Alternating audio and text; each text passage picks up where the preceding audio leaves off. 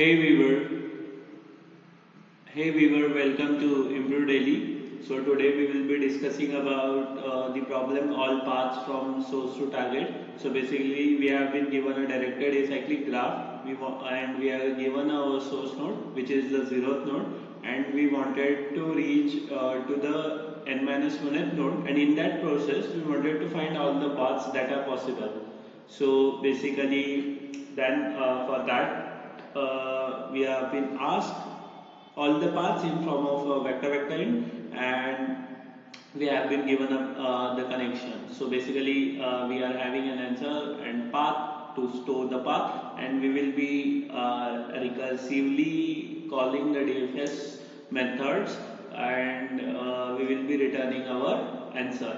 So what we will be doing in DFS is that, so we are having a type void because we are using variables via references, and whenever they get updated we don't need to return anything, and we have this kind.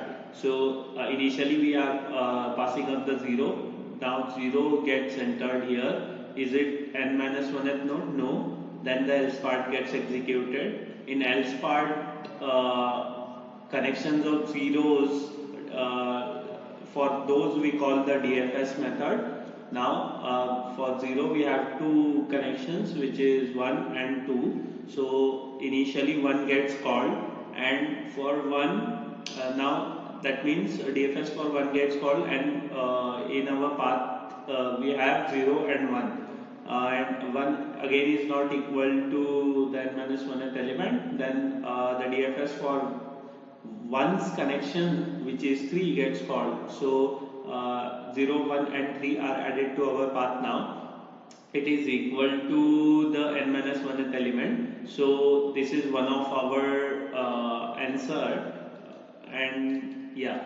So in this way we have got one path. Now what happens is,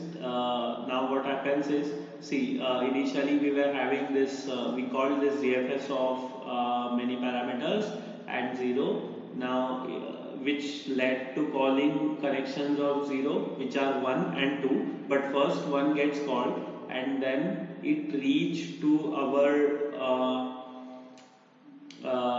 base case kind of thing, where we are not again recursively calling further DFS. So 0, 1, 3 was such case. Now what happens is, for that case we return back, and while returning we top the path vector. So 0, 1, 3, which was containing 0, 1, 3, now it contains 0 and 1. For 1 also we have we have visited all of its connections, which is only 3, which is n minus 1th node. So it also pops back 1 from the path, so we have 0 in path. Now for this 0 is there in the path, and 2 DFS of 2 gets called. So 0 and 2 are there in path. Then after 0 and 2 are there, what happens is, yeah, so after 0 and 2 are there, after 0 and 2 are there, what happens is, we call again the connections of 2, which is only 3, which is n minus 1 in this case. So it gets called, and we have reached our base case kind of uh, condition, and from there we 0, 2 and 3 also gets added to our answer, and we return from there.